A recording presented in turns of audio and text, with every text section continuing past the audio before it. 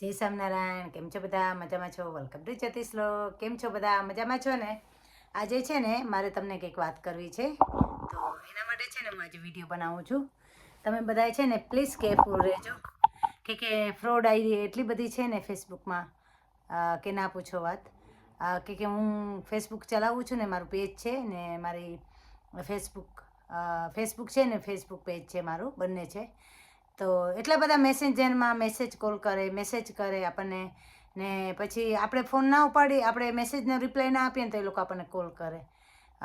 હું નામ નહીં આપું, પણ પ્લીઝ તમને કોલ આવે ને એમ કે મેસેજ કરે, કોલ કર્યા રાખે, તમને મેસેજ કર્યા રાખે, તો સમજી લેવાનું કે ફેક આઈડી છે, કે એ લોકો છે ને બહુ જ ફેક આઈડી છે.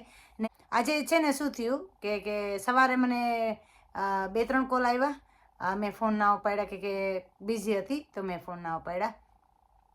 ને અત્યારે ફોન આવ્યો, હું કામ કરતી હતી ને ફોન આવ્યો, તો મેં ઉપાડ્યો કે મને ખબર પડી ગઈ કે આ ફેક આઈડી છે. બરાબર?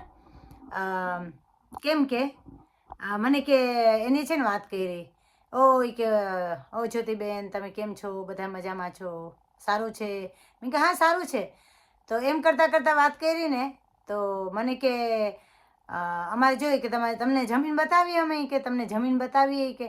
મેં કે મારે જમીન જોઈને શું કર્યું? મારે કંઈ કામ નથી જમીન જોઈને. મેં કે યુકેમાં અમે જમીન જ જોઈએ છે, અમારે એમ કોઈ જમીનની જરૂર નથી.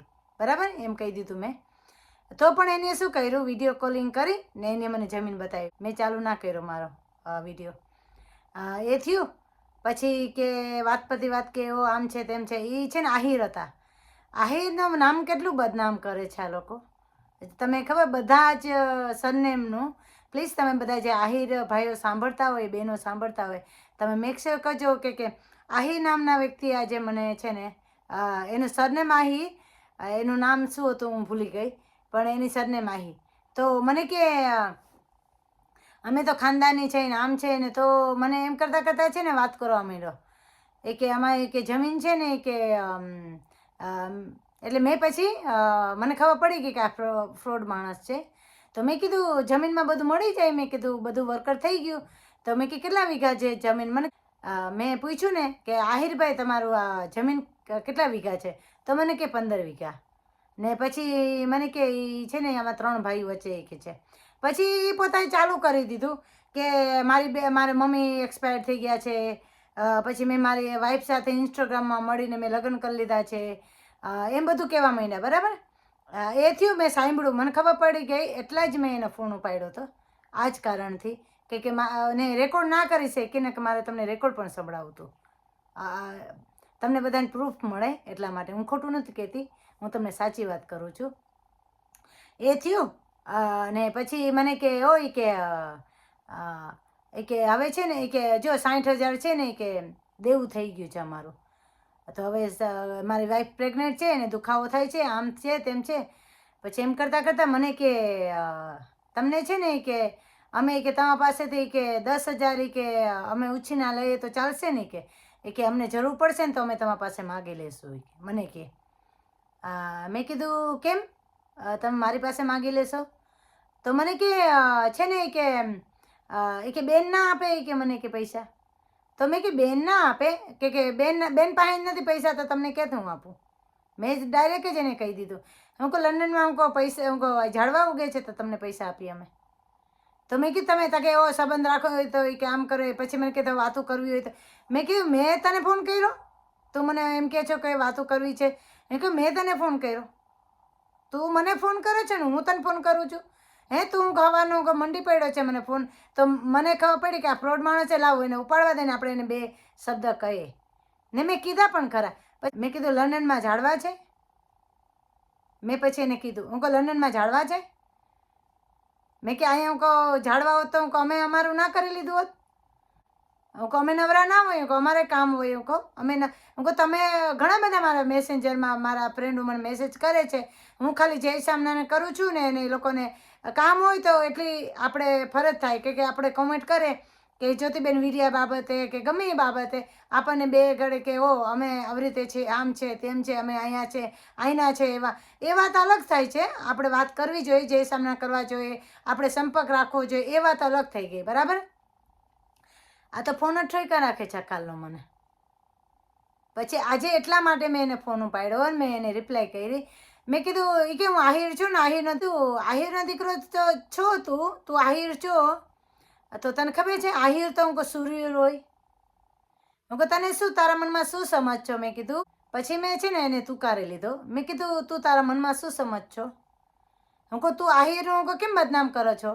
આહિર સરનેમ મૂકીને આહિર સરનેમ તું મૂકો છો તો કેમ બદનામ કરો છો બધાને? તને ખબર છે આહિરની કોઈ સુરવીરતા કેવી હોય? અમે કોઈ એ ગામમાં રહ્યા છે, અમને ખબર છે કે એ લોકોનું પાણી કેવું ઈમાનદાર છે, એ લોકો કેવા સત્યવાદી છે. અમને ખબર છે કે અમે એ લોકો સાથે મોટા થયા છે, અમે સાથે રહ્યા છે. અમારો કુટુંબ જેવો અમારો સંબંધ જે અમારા ગામમાં કુટુંબ જેવો સંબંધ છે આહિર સાથે. મેળ છે, આહિર છે, બધા છે. તો તું બદનામ કરો છો? તમને કે તું કરતી કે તું આવી ગઈ મને કે.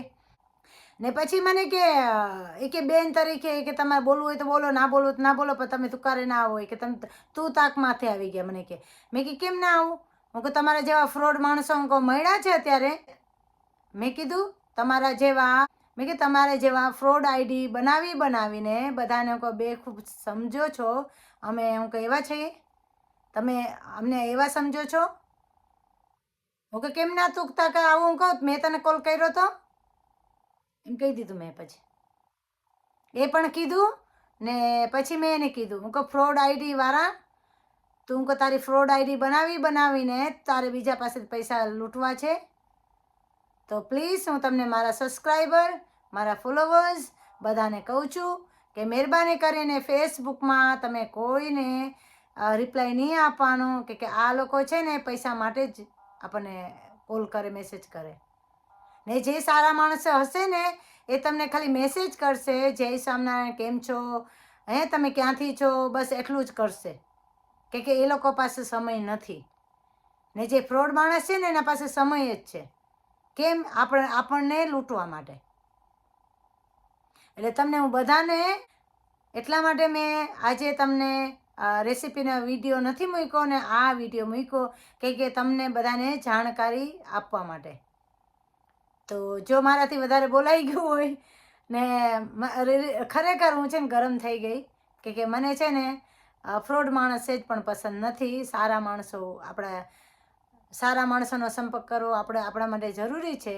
આપણે ફ્રોડ માણસનો સંપર્ક નથી કરવાનો કે આપણે સમજી લેવાનું છે. હું બધાને કહું છું જે નવા ફેસબુક ઓપન કરી હોય નવી કે ઇન્ડિયામાં ગામડાવાળા હોય બિચારા એને એમ થાય કે આ બધા આપણા જ છે, પણ આપણા નથી.